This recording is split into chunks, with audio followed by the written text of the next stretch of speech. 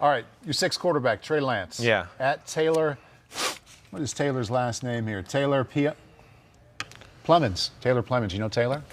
What is it? No, Taylor I don't. Plemons. No. Trey Lance seems so alike to Josh Allen, but with better stats and a similar athletic profile. Why do you have them ranked so differently? Right. Well, Josh Allen, Trey Lance's throwing is not up to Josh Allen. It's not. Even close. No. Josh Allen's arm is like one of those where you go, it was like watching Mahomes or Brett Favre for the first time. You were like, what? Is that serious, that throw? Like, holy cow. No, Trey Lance is a little bit more mechanical. He doesn't throw the ball as much and do any of that. I like Trey Lance. I like a lot of the traits he brings. There's no doubt. In fact, like I've said last week, I think he's a little bit more of a consistent thrower than Justin Fields is. But still, it's one game. And it's really one game in over a year. One game in over a year. Crazy. And the year before that, I mean, you got games where he throws it 14, 15 times. It's just, and it's a very easy college offense where I go, listen, the NFL is not going to be like this. And he is so much better than his competition so many times. No doubt about it. It's like watching the sixth grader at recess with the third graders. There's no doubt. Which is ultimately a compliment, but it's hard to evaluate. Well, it is. And again, the throwing's the throwing. I know that. Like, again, if you're throwing in the tight windows or the ball popping out of your hand, I don't care what competition it is. I could see if it's real or not. The running is hard to gauge a little at times because he has got unbelievable acceleration and explosion.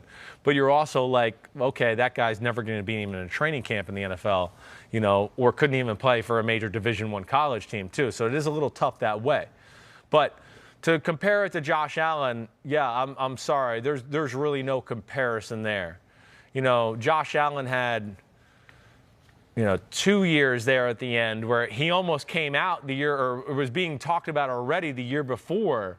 Like, whoa, look at this guy. Look at some of the throws he's making, doing that type of stuff. He's 240 pounds. They were putting the whole game on him, and they were dropping back every throw and doing those type of things. And, yeah, I know it was a little crazy and raw. Well, they weren't good. I mean, they were the worst pass-protecting offensive line that year out of any of the major quarterbacks coming out. He had nobody talented at receiver. There wasn't people open. He played in horrible weather conditions. So that led to this narrative that, he was, of course, not accurate and all those type of things. Yeah, we've hit all of that. But, no, I can't say Trey Lance is on the level of a Josh Allen comparing them. But I like things about Trey Lance for sure. Staying with Trey here. At Brandon B. Rose 1. I keep seeing Lance getting mocked to my Carolina Panthers. They picked 8th. Should I be concerned or excited? They could be concerned. What? I mean, there's no way he's going to the Carolina Panthers at 8. There's no way. They're going to run the Joe Burrow offense with the guy who we haven't seen drop back and throw. That's who they're going to go with? Come on. That's not going to happen. Where would you like to see him go? Trey Lance. Not a team, just a range. Well, I don't think Trey Lance is going to end up going in the first round. Okay. I would be shocked. I just think the more these coaches dive into this, they're going to go, man, I like his talent. I like those things, and everything about it. But we can't expect him to play for us this year. I'm not sure if we're going to, we'll be lucky if he can play for us next year. We got to see where this goes. We don't really know. So that's to me is where he's a second-round pick where we got to get him used to NFL life and going through reads and drop-back pass offense and doing all that type of stuff. In that case, I mean, Pittsburgh at 24.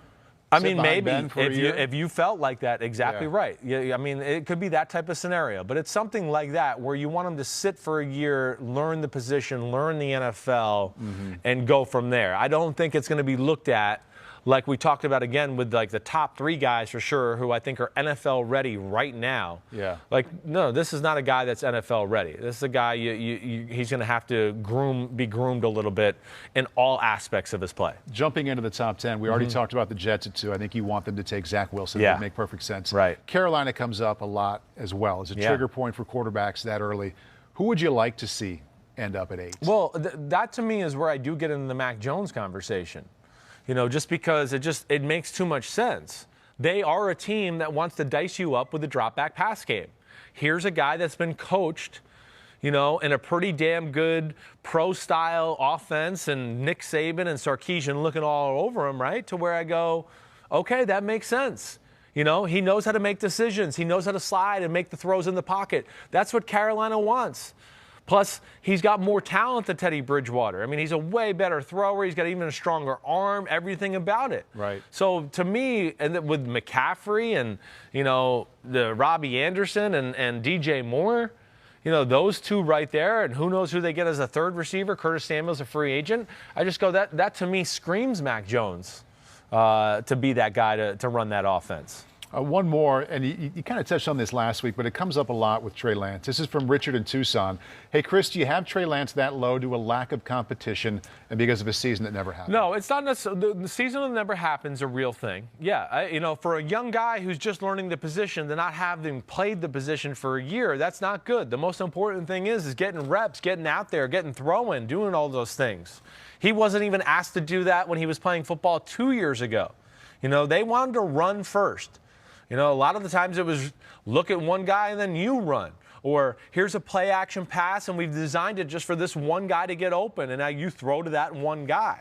So I'm more not necessarily concerned with the competition. Listen, I liked, Carson Wentz coming out and Josh Allen, like we've talked about, and those type of guys. So where I don't get totally obsessed with that, it's more about the style of play and just, the projection of he's not ready for the NFL and what's going to be expected of him there.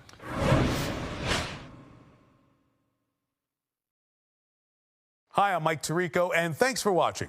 Make sure to hit subscribe for the latest news and highlights from NBC Sports.